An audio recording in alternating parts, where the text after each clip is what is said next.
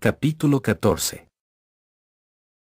Después de estas variadas consideraciones, que esperaron habrán hecho comprender la diferencia y la relación que medía entre la forma de conocimiento de la razón, el saber, el concepto, por una parte, y por la otra el conocimiento exacto, puramente sensible e inmediato de la intuición, así como la percepción del entendimiento, después de haber expuesto incidentalmente mi teoría del sentimiento y de la risa, a los cuales nos conducía casi inevitablemente el estudio de esta singular relación que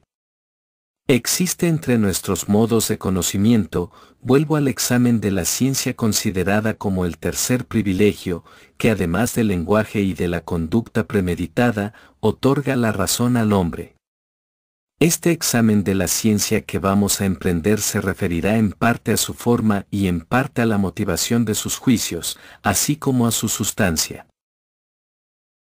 Hemos visto que, salvo los principios de la lógica pura, el saber, en general, no tiene su suficiente en la razón misma, sino que, tomando de otras partes bajo la forma de conocimiento intuitivo, es depositado en la facultad de reflexión, donde toma la forma, completamente diversa, de conocimientos abstractos. Todo saber, es decir, todo conocimiento que se eleva al estado de abstracción, está con la ciencia propiamente dicha en la relación de la parte al todo. Por medio de la experiencia y a fuerza de observar los fenómenos aislados, todo hombre llega a saber muchas cosas, pero solo aquel que emprende la tarea de conocer en abstracto cualquier género de objetos, es el que puede aspirar a la ciencia. Por medio de los conceptos puede aislar aquel género de objetos.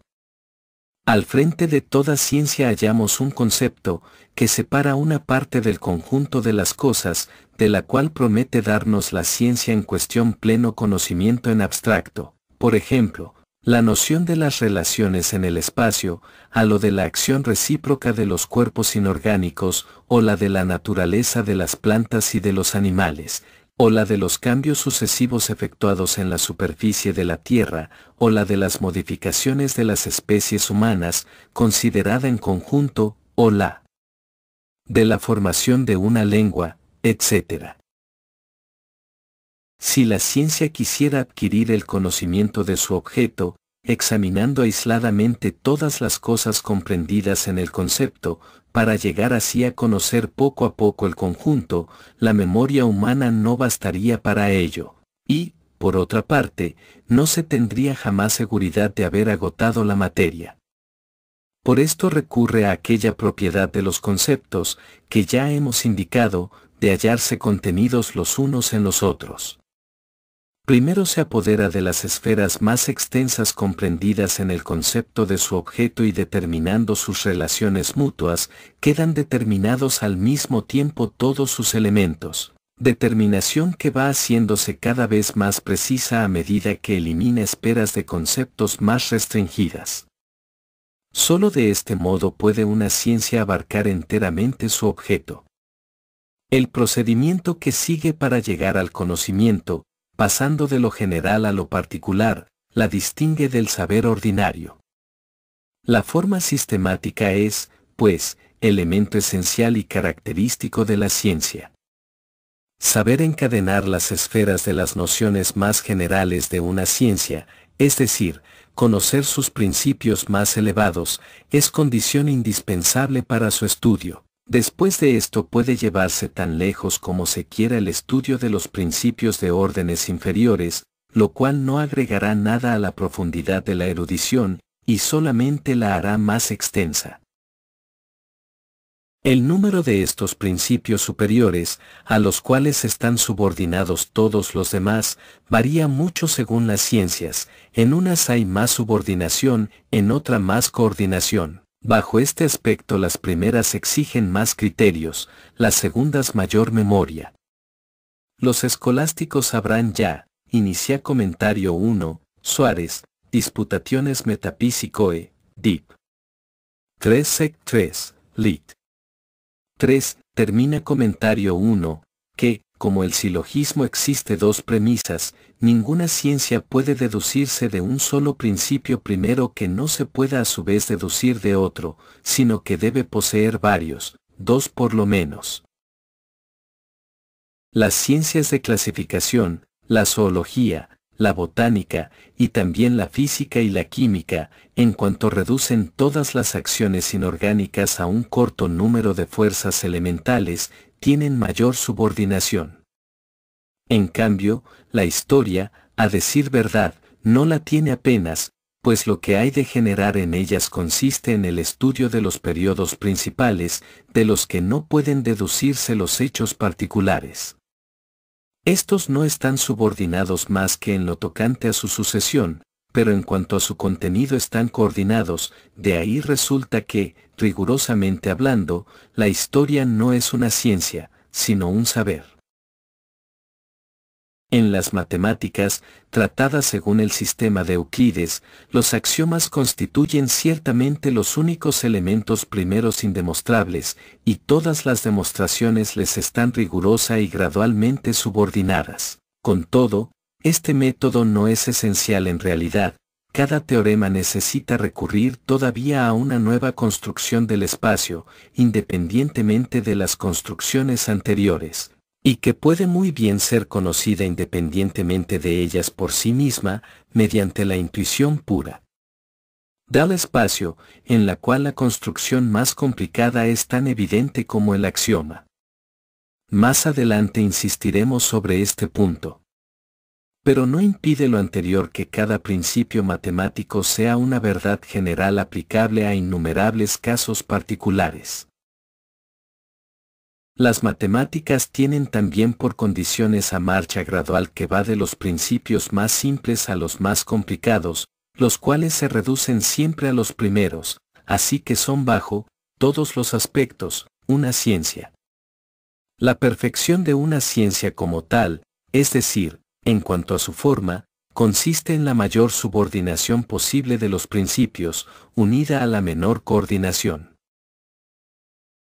El talento científico, en general, es la facultad de subordinar las esferas de los conceptos unas a otras en el orden de sus determinaciones, a fin de que la ciencia, como lo recomienda frecuentemente Platón, no se componga de una generalidad, seguida inmediatamente de variedad innumerable de casos particulares, colocados uno junto a otro, sino que el conocimiento vaya gradualmente de lo general a lo particular, pasando por conceptos intermedios y según divisiones basadas en determinaciones cada vez más restringidas. En el lenguaje de Kant esto se llama cumplir en igual medida la ley de homogeneidad y la de la especificación. Siendo este el carácter de la verdadera perfección científica, queda aprobado, por lo mismo, que el fin de la ciencia no es alcanzar una certeza mayor, pues ésta puede hallarse igualmente en el conocimiento aislado más fragmentario, sino que dicho fin es facilitar el saber asignándole una forma, y como consecuencia de ello, dar la posibilidad de llegar a la posesión de un saber completo. Se cree generalmente, pero es falso, que la cualidad característica del conocimiento científico consiste en su mayor certeza. Es igualmente falso pretender que sólo las matemáticas y la lógica son ciencias propiamente dichas, por ser las únicas que, dado su carácter a priori, poseen una certeza irrefutable en el conocimiento. Este último mérito no puede negarse, pero no les da un derecho especial al título de ciencias, pues la cualidad científica no radica en la certeza, sino en el método sistemático del conocimiento, que desciende gradualmente de lo general a lo particular. Esta marcha especial del conocimiento en las ciencias, que consiste en ir de lo general a lo particular, tiene por consecuencia necesaria que muchas cosas deben ser afirmadas por deducción de proposiciones anteriores, es decir, por pruebas. Esto es lo que ha dado origen al error de creer que nada hay enteramente verdadero sino lo que está aprobado, y que toda verdad exige una prueba. Por el contrario, cada prueba necesita de una verdad no probada, la cual forma la prueba o pruebas de la prueba. Una verdad establecida directamente está preferible a una verdad probada, como lo es el agua que se saca del manantial a la que se toma del acueducto. La intuición, ya sea puramente a priori, como la que forma la base de las matemáticas, ya empíricamente a posteriori, como la de las demás ciencias, es la fuente de toda verdad y la base de toda ciencia. Hay que exceptuar a la lógica, que se funda en el conocimiento no intuitivo, pero, sin embargo, inmediato, que la razón adquiere de sus propias leyes. Los juicios que son para la ciencia lo que el Sol para el universo, no son los juicios demostrados ni sus demostraciones, sino los que salen de la intuición directa y se fundan en ella por lo que toda prueba, de estos emana la luz, y para que los otros puedan iluminar, han de estar iluminados por ellos. La facultad del juicio, facultad que consiste en transportar fielmente y con precisión el conocimiento intuitivo a la ciencia abstracta y que desempeña la función de intermediarios entre el entendimiento y la razón, es la que debe establecer directamente, por la intuición, la verdad de estos primeros juicios y extraer de la multitud de los objetos reales las piedras fundamentales de la ciencia.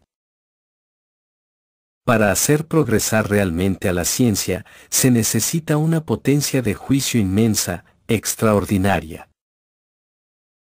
En cuanto a deducir de las proporciones otras nuevas y hacer demostraciones y silogismos, cualquiera es capaz de ello desde que tiene uso de razón. Pero depositar y fijar, para el servicio de la reflexión, en conceptos adecuados, los objetos del conocimiento intuitivo, de manera que por una parte, un solo concepto abrace lo que tiene de común muchos objetos reales, y que por otra, lo que tienen de diferentes esté comprendido en otros tantos conceptos, haciendo por lo tanto que lo diferente, a pesar de la identidad parcial, sea conocido y pensado como diferente, y lo idéntico, a pesar de la diferencia parcial, como idéntico, todo ello en orden a un fin y según una intención previa, es la obra que efectúa el discernimiento, cuyo contrario es la tontería. El tonto desconoce ya la diferencia parcial y relativa de lo que es, bajo cierto aspecto, idéntico, ya la identidad de lo relativa o parcialmente diferente. Se puede, con arreglo a esta definición del discernimiento, dividirle como lo hizo Kant, en discernimiento sintético y discernimiento analítico, según que pase de los objetos reales al concepto, o de éste a los primeros, sirviendo, en ambos casos, de intermediarios entre el conocimiento intuitivo del entendimiento y el conocimiento reflexivo de la razón. No hay verdad alguna a la cual se pueda llegar exclusivamente por medio de silogismos, la necesidad de demostrarla por conclusiones es siempre relativa y hasta subjetiva. Como todo argumento es un juicio, para sentar una verdad nueva, lo que hay que buscar no es un argumento, sino antes toda la evidencia directa, y sólo a falta de ella se procede provisionalmente a la demostración. No hay ciencia alguna que sea absolutamente demostrable, como edificio alguno puede estar construido en el aire, todas sus pruebas deben conducirnos a algo intuitivo, que no es posible probar. El mundo total de la reflexión tiene su base, sus raíces en el mundo de la intuición. Toda evidencia última, es decir, toda evidencia original es perceptible intuitivamente, su nombre lo indica ya. O bien es empírica, o bien se halla basada sobre las condiciones, perceptibles a priori, de la experiencia posible, en ambos casos no suministra más que un conocimiento inmanente y no un conocimiento trascendente. Ningún concepto tiene valor y existencia más que en su relación, muy inmediata tal vez, con una representación intuitiva. Y lo que se dice de los conceptos es aplicable igualmente a los juicios que con ellos se forman y a todas las ciencias. Esto hace que deba haber un medio cualquiera de conocer, sin argumentos ni sologismos, sino directamente, toda verdad descubierta por deducciones y comunicada por demostraciones. A la verdad, es difícil esto por lo que representa a muchas proposiciones matemáticas complicadas a las cuales llegamos mediante una serie de conclusiones, por ejemplo, el cálculo de las cuerdas y de las tangentes de arco, que se deduce del teorema de Pitágoras. Pero ni aun una verdad de este género puede basarse esencial y únicamente sobre principios abstractos, y las relaciones de dimensiones en el espacio sobre las cuales descansa han de poder evidenciar por la intuición pura a priori, de tal manera que su enunciación abstracta se encuentre inmediatamente comprobada. Se trata enseguida detalladamente de las demostraciones matemáticas. Sé que se habla con frecuencia y en tono muy arrogante de ciencias que se fundan enteramente en conclusiones sacadas con exactitud de premisas ciertas, y que son, por lo tanto, irrefutablemente verdaderas. Pero, aunque las premisas sean todo lo verdaderas que se quieran, no se llegará jamás a otra cosa, por medio de series de conclusiones, que a exponer y a dilucidar lo que se encuentra ya en las premisas. No se haría más que mostrar explícitamente lo que ya estaba comprendido implícitamente. Estas ciencias tan ensalzadas son, más que ningunas otras, las ciencias matemáticas y en particular la astronomía. Mas la certeza de esta última se deriva de que su base primera es la intuición dada a priori, es decir, infalible, del espacio, de que las relaciones del espacio resultan unas de otras con una necesidad, principio de ser, que da la certeza a priori, y de que, por consiguiente, pueden deducirse con seguridad. A estas determinaciones matemáticas viene a unirse únicamente una sola fuerza física, la gravedad, que obra en razón exacta de las masas y del cuadrado de las distintas y, en fin, la ley de la inercia, cierta a priori, puesto que se desprende del principio de causalidad, así como el dato empírico del movimiento impreso, de una vez para siempre a cada una de estas masas. He aquí toda la materia de la astronomía, que por su sencillez y certeza conduce a resultados seguros y por la grandeza e importancia de su asunto ofrece el interés más elevado. Por ejemplo, conociendo la masa de un planeta y la distancia entre sí y su satélite puede deducirse con certeza el tiempo de la revolución del último, con arreglo a la segunda ley de Keplero. El principio de esta ley es que a tal distancia no hay más que tal velocidad posible para mantener al satélite ligado al planeta y para impedirle al mismo tiempo caer sobre él. Así que, solo con semejante base geométrica, es decir, en virtud de una intuición a priori y con ayuda de una ley física, se puede ir lejos con razonamientos, pues aquí no son, por decirlo de esta manera, más que puentes para pasar de una intuición a otra, pero no sucede lo mismo con las simples conclusiones deducidas por una vía exclusivamente lógica.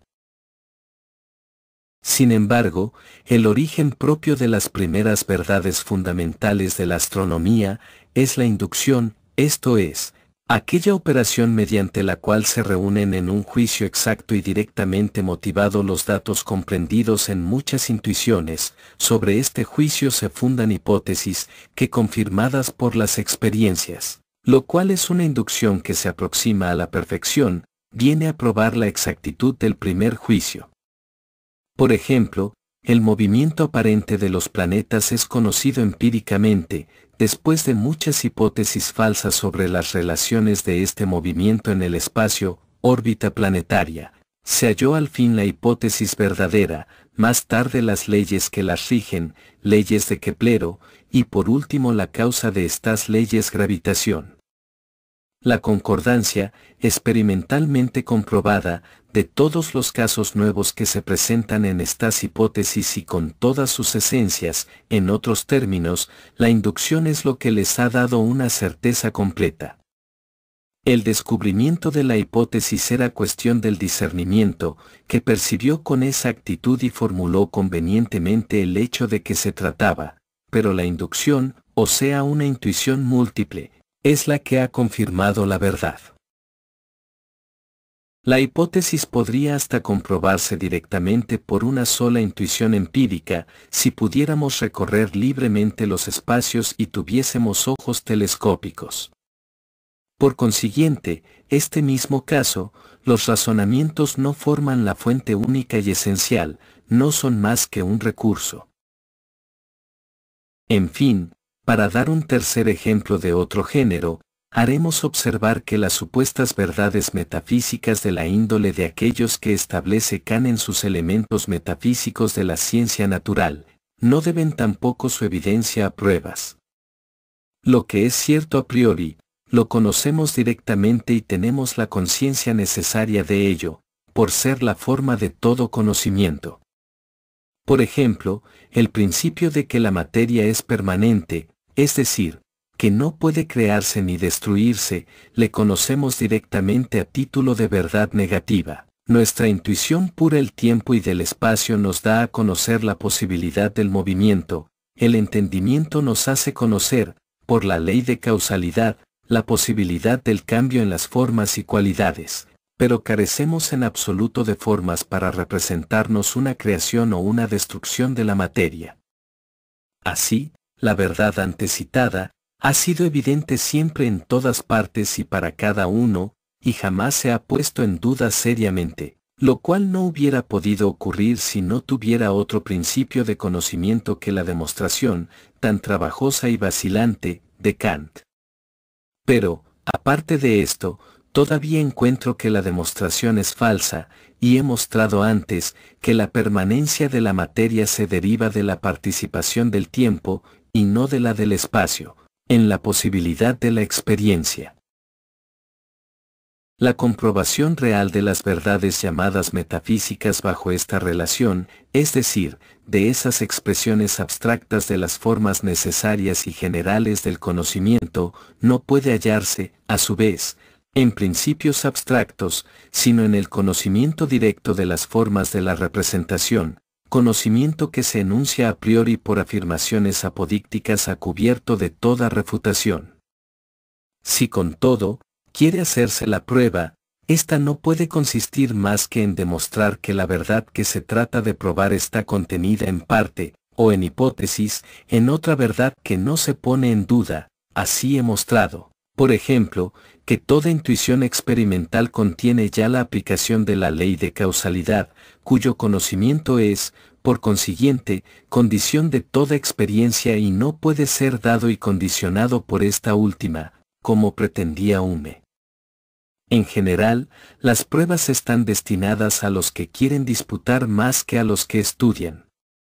Los primeros niegan absolutamente toda proposición establecida de un modo directo, pero solo la verdad puede armonizarse constantemente con todos los hechos. Por lo tanto, se les debe hacer ver que conceden bajo una forma inmediatamente lo que niegan bajo otra inmediatamente, es decir, que hay que mostrarles la relación, lógicamente necesaria, que existe entre lo que niegan y lo que admiten. Además, resulta de la forma científica, o sea del método que consiste en subordinar lo particular o lo general elevándose gradualmente, que la verdad de muchas proposiciones no está demostrada más que lógicamente, esto es, por su relación dependencia con otras, o sea por razonamientos que sirven al mismo tiempo de pruebas. Pero no hay que perder nunca de vista que esta forma no es más que un medio de facilitar el estudio y no de aumentar la certeza. Es más fácil conocer la naturaleza de un animal por su especie, y remontándose gradualmente, por su género, su familia, su orden y su clase, que estudiar a cada animal aparte. Sin embargo, la verdad de todas las proposiciones deducidas por medio de razonamiento no es más que condicional y depende siempre, finalmente, de una proposición fundada, no ya en un razonamiento, sino en una intuición. Si ésta estuviera siempre a nuestro alcance como lo está una deducción sacada del raciocinio, debería indudablemente ser preferida, pues deducir de conceptos expone siempre a muchos errores a causa de aquella interferencia de las esferas de que hemos hablado antes y de la determinación, incierta muchas veces, de su contenido. De ellos tenemos su ejemplo en las demostraciones de tantas doctrinas falsas y de tantos sofismas de todas clases. Los razonamientos, en cuanto a su forma, son completamente ciertos, pero muy inciertos en cuanto a su materia, o sea en cuanto a los conceptos, en parte porque las esferas de las nociones no están siempre claramente circunscritas, y en parte porque se cruzan de tantos modos que una esfera está contenida parcialmente en multitud de otras y se puede pasar de una manera arbitraria de una a otra y continuar así, como hemos manifestado. En otra forma, el terminus minor y el medius pueden siempre estar subordinados a conceptos diferentes, de los cuales se eligen a voluntad el terminus major y el medius, de donde resulta que la conclusión será diferente según el concepto elegido. En consecuencia, se debe preferir siempre la evidencia inmediata a la verdad demostrada, y no recurrir a ésta sino cuando habría que traer aquella de muy lejos, pero jamás cuando está tan próxima a nosotros como la otra, ni, con mayor motivo, cuando está más cerca. Así, hemos visto antes que, en lógica, donde el conocimiento inmediato está más a nuestro alcance en cada caso particular que el conocimiento científico deductivo, guiamos siempre nuestro discurso por el conocimiento directo que tenemos de las leyes de la razón y nos guardamos de recurrir a las reglas lógicas.